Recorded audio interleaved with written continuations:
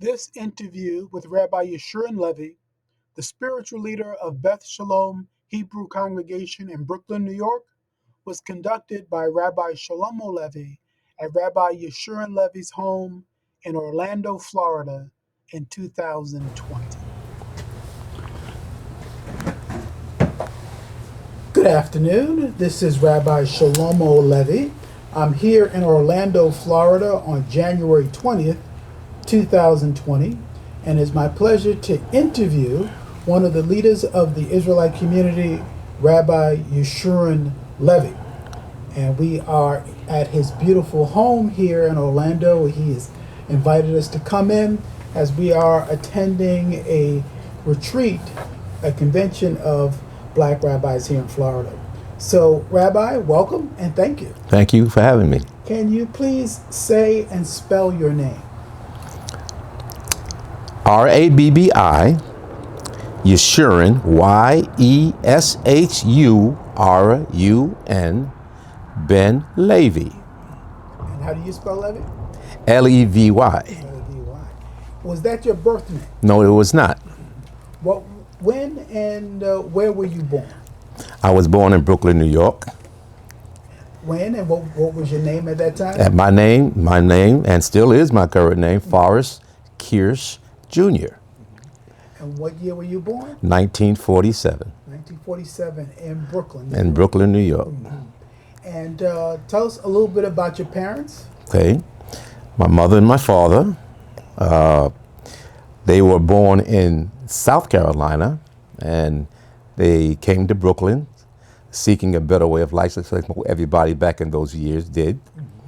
My father was a truck driver, very good at it, and my mother, homemaker, as well as high school graduate. Fortunately, she went back to school after coming up here and got her high school diploma, mm-hmm. right? And she was a seamstress as well, you know. Mm-hmm. And tell us about your journey to Judaism. My journey to Judaism, as a child, little did I know that some of my relatives was practicing what we call some of the ways of Judaism. But as a child, I had very little knowledge until my aunt from Philadelphia, my great aunt from Philadelphia, happened to come to visit our home in Brownsville, New York, Brooklyn, New York. And when my youngest sister, Deborah, was born, right, she came to assist my mother, right? And what she did when she came to visit, she used to tell us as children, well, you know, y'all can only be around your mother a certain period of time because y'all can't eat from your mother anymore. So this is why I'm coming here to help y'all, help you raise your children while your mother gets finished with this pregnancy. And after my sister was born, she sure did. I learned a lot from my great aunt. Come to find out, this was part of Judaism, right? She fed us so she didn't eat no pork. She didn't do this. She didn't do that. She always worked. She'd give every morning to read up, and every morning. And on the Shabbat, she had a special prayer, right? So that kind of like gave me an idea when I got older. But my journey to Judaism actually begun when I exited the military. I was in the Air Force for 4 years, from 1965, 69. I was in the Vietnam War. I was there during the terror offensive. I was in the Air Force. I was an avionics specialist, right?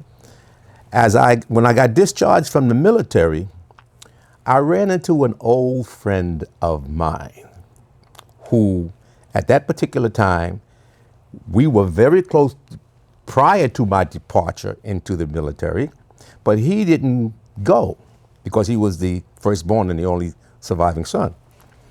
But I enlisted into the Air Force, but he didn't go. After my 4 years of service in the military, I came home, and the friends in the neighborhood I grew up with used to tell me, you know, the brother that you was with when you went into the military is not the same.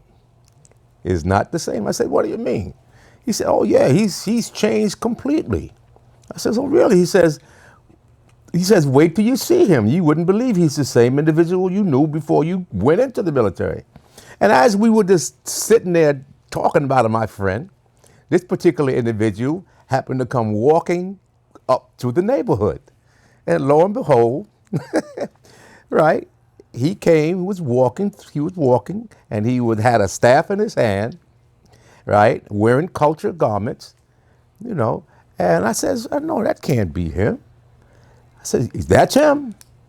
That's him. And so he said, how you doing, brother? Good to see you. I'm glad you're back home with us, blah, blah, blah, blah, blah, And he began to speak to me, in a way that things that we should do in the past is not good at the current moment. What was this person's name? This person's name, who we know today as Rabbi Eliyahu Rosh Yehuda, right? He was the one that really introduced me into this Hebrew way of life. And as he began to give me more understanding of who we were as a people from the ancient time, he said, you ought to come down and visit us and have some classes. Because my teacher, meaning the rabbi's teacher, was a man by the name of Dada Falasha Yaakov Luka, right? And tell us a little bit about him in terms of what he was teaching and his background. I would be glad to. How he early influenced you. Yes. Oh, he has influenced me greatly, right? And at the advice of Rabbi Eliyahu, I started attending the classes, and he began, prior to that, Eliyahu had already been under his tutelage. He's been teaching him. But for me, I'm coming from a background of leaving military, of discipline. I had a lot of discipline while I was in the military, Dada kind of like put the ice cream on the top, so to speak, He began to teach us about the Hebrew way of life. And the reason why I'm using that terminology, Hebrew, because he gave us the entire background. He gave us the history. He gave us who we are in these days and these times. He gave us everything that I had no knowledge about, right? And I used to explain to him my background from my parents. He says, little did you know, your parents were practicing Judaism. Was practicing a little bit of the Hebrew way of life. So I took all of that in, and he began to teach us that the Hebrew way of life started in Africa, right? That's why we are so closely related to it. And there's historical events and so forth and so on, how it related to us. And this was back in 1970, right? And I stayed with the Dada. He taught me this whole Hebrew way of life. I stayed with the Dada for over 25 years. And this man had 3 stores, right? He had 2 stores. He had 3 stores on Fulton Street, right? 1 next to Franklin Avenue and 2 next to Bedford Avenue. And one of the things that we as a group had to do was come down and spend 4 to 8 hours a week in the store. It was like discipline building, right? And one of the things that we did as a group is that we used to come and be like guardians of the community. Because at that particular time, drugs was rampant. Drugs were rampant on Fulton between Bedford and Franklin Avenue. So to make sure that it didn't come to the area in which we had his stores, we used to guard the community to make sure it stayed away from our area, right? So Dada was like an elder and a teacher. Elder and a teacher. And he was teaching young men like you. Just like me. And not only that, but come to find out, Dada taught a lot of people before me. educators, politicians, right? I could name you a few top of my head.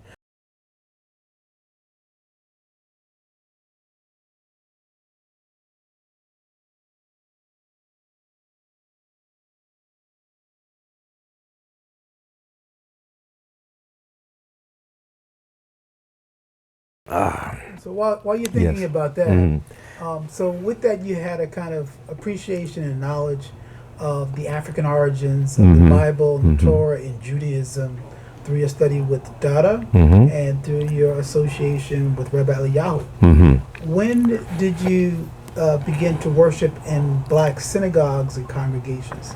How did that occur? At the advice of the Dada, he said, I want you brothers to go around and visit some of the synagogues, right? My first encounter with a synagogue was with Rabbi Woods. His place was located on, I think, Carlton Avenue. Yes, Rabbi Woods. I never forget that. I met him and I walked in there and people in there were speaking Hebrew, right? They were having services and so forth and so on, right? And then we graduated. I went from Rabbi Woods, and I met.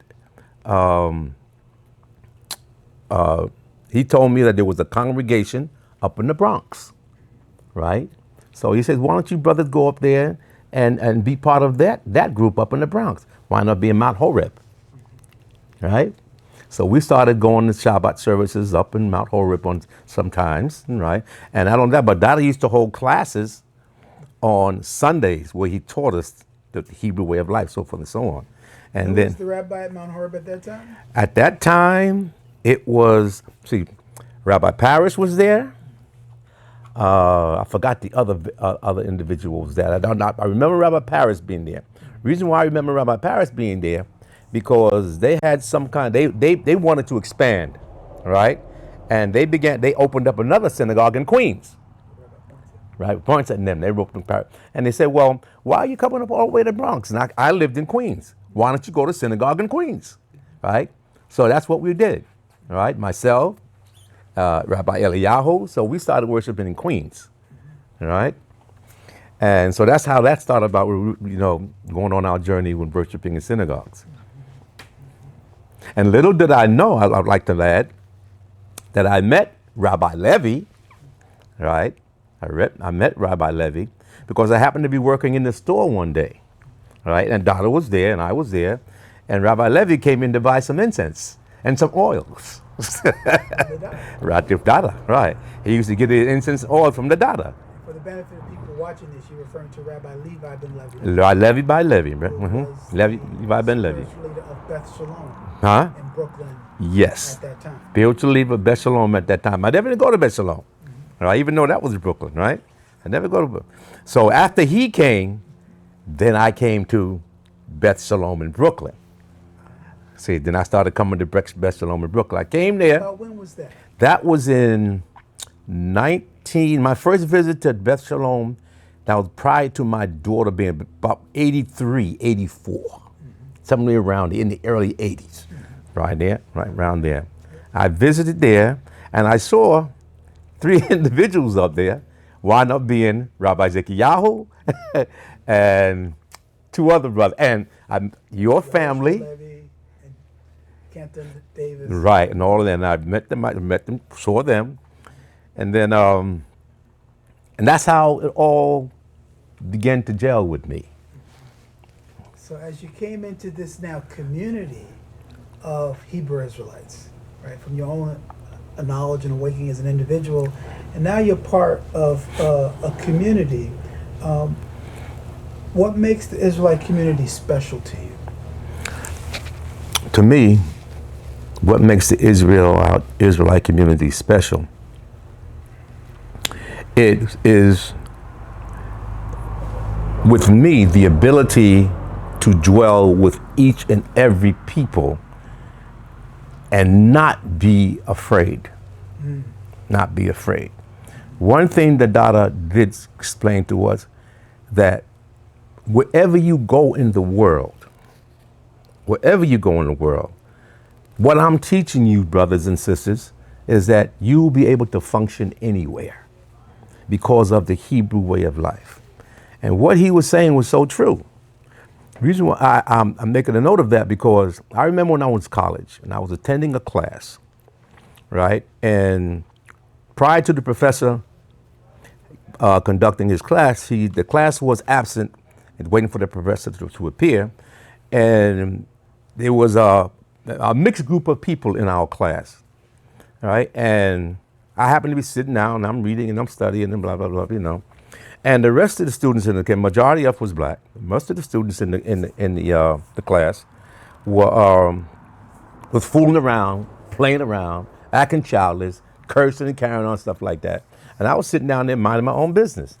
And this young lady, she happened to be, I come to find out, she happened to be from Cuba, light-skinned Cuban, right? And she took notice of what I was doing. You know, she came up to me, she says, how come you ain't acting like them other folks over there? Why are you, not like, I would say, not like them? And she said, well, you must be. I said, well, I'm Hebrew, and some of the things that you see our brothers and sisters do, I don't do.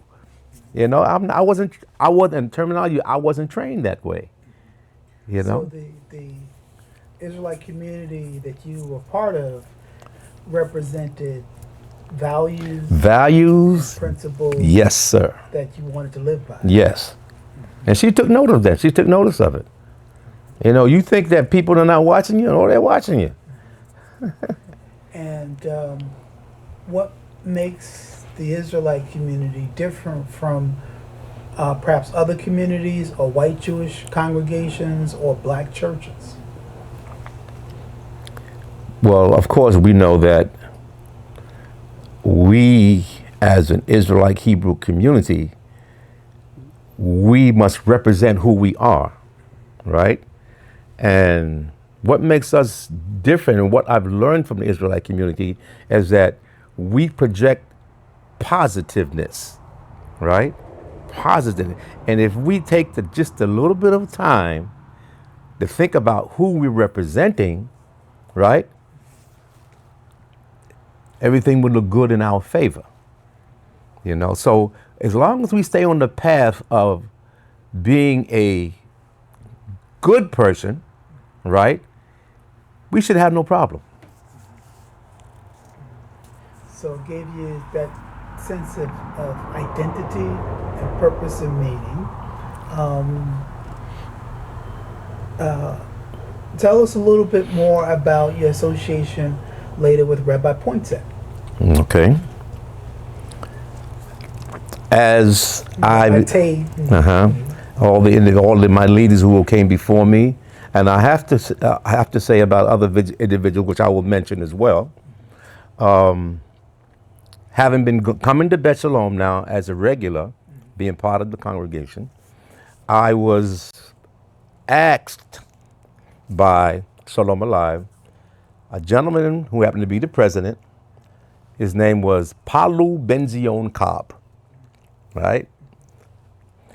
And when I started coming to Beth Shalom, they were doing things in Beth Shalom that required people to participate, right? To give their help, and he was looking for people to give him a hand. So that particular Sunday, he asked people to give him a hand. I came around. I said, "Yeah, I'll help out," and I stayed with him all day long, all right?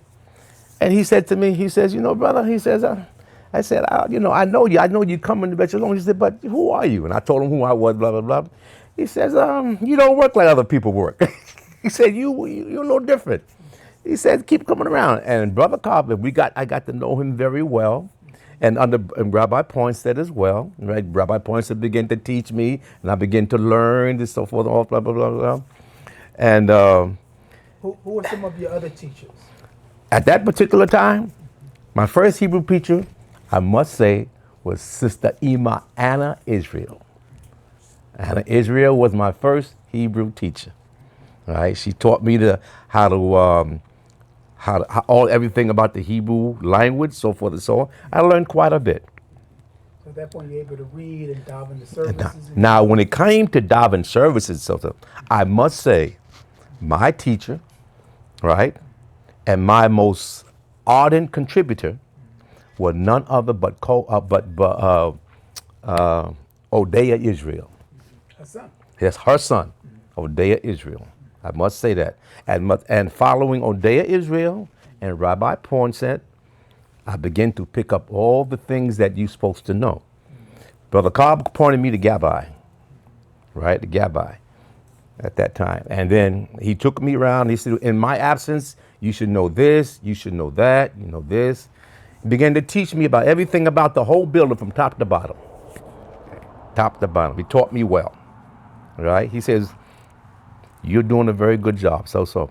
And then one day, one Shabbat, as you know, years was going on, my teacher, Dada Falasha, came to visit Beth Shalom, right? Came to visit Beth Shalom. He was out in the audience, and I happened to be on a beamer with Rabbi Poinsett on there, and we were saying prayers and blah, blah, blah, blah.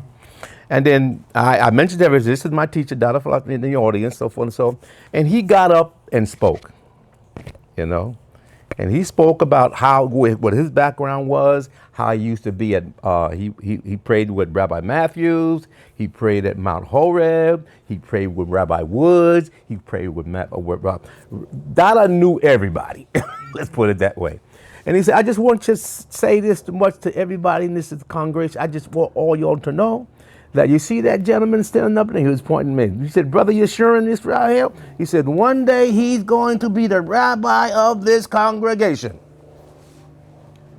I said, what is he talking about? One day he's going to be leading this congregation. I said, what? And everybody was saying, and I didn't take it with no, I just, what are you talking about, you know? So he went on with his life, went on with my life.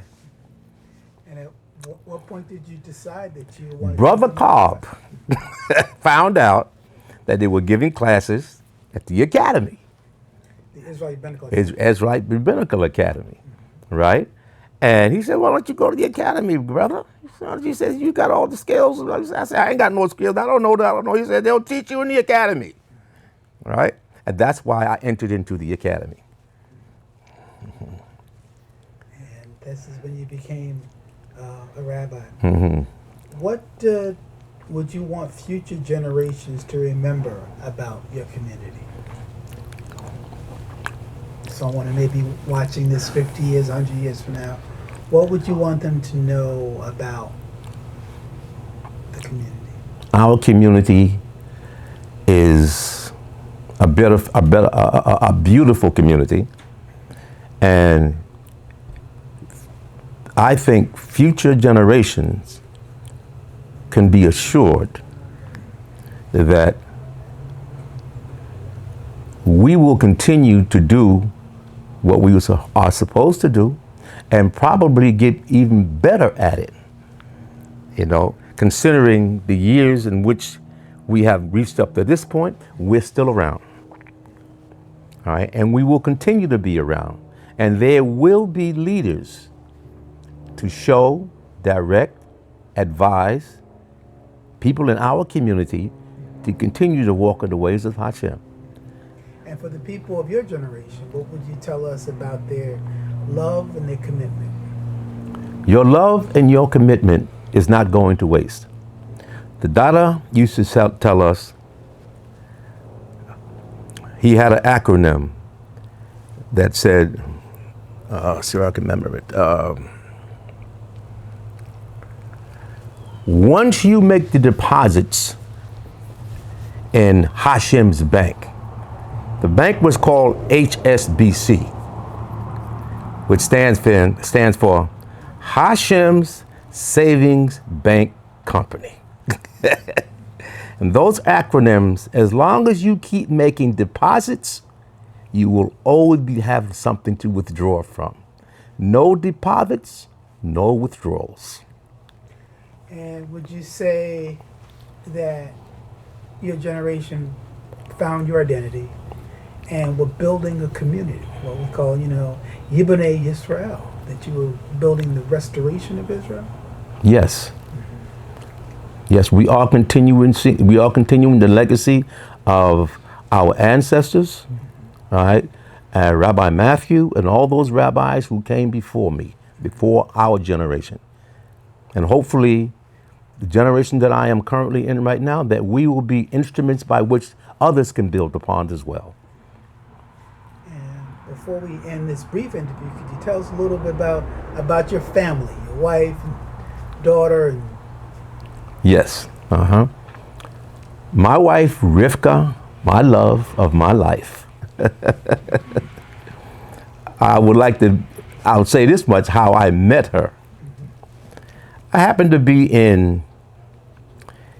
doing court duty, all right, down in Brooklyn, New York. I was on doing court duty, and I happened to be in the courtroom with my kippah on, and I was studying the Torah, blah, blah, blah.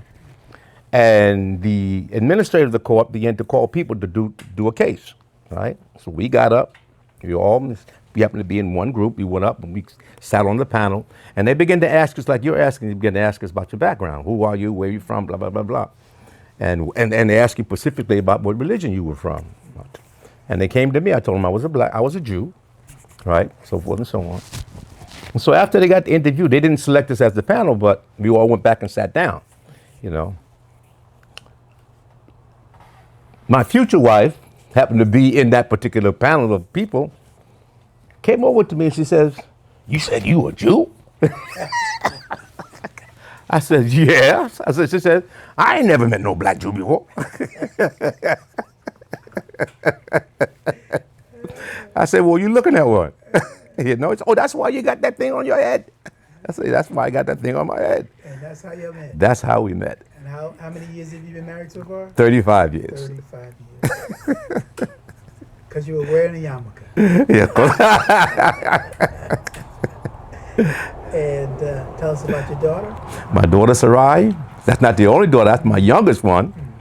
That's my youngest daughter. All the rest of my children, I got older daughters That Adrian, Lennon, Shifra, and Sarai. And we also raised other members of our family because they were absence of their immediate families, right? I got other four individuals from my sister's side, which we raised as well. So all total, I got about 8 members that came out of my home when they came with children. I raised them. They're all grown up now. And how did you support so many children? I was what we call transit employee for 33 years. All right. I was what we call a road car inspector, which paid very well. Right. I was able to support my family. Right. My wife, after I got the last born child, she raised her. She retired from her job and raised the rest of the children. Were there other members of the Transit Authority who were Israelites as well? Yes. I met an individual, you probably know who he is. He used to ride a motorcycle. I forgot the gentleman's name. And he came down to live in the South. I forgot his name. As a matter of fact, I think is he still alive? I'm not too sure, but he was a very good friend of Rabbi Yehsurun. Well, Rabbi, we want to thank you for taking this time to tell us about your incredible life and your contributions and observations of the Israelite community. May the Creator continue to bless you with good health and long life. Thank you so very much, Rabbi. Amen.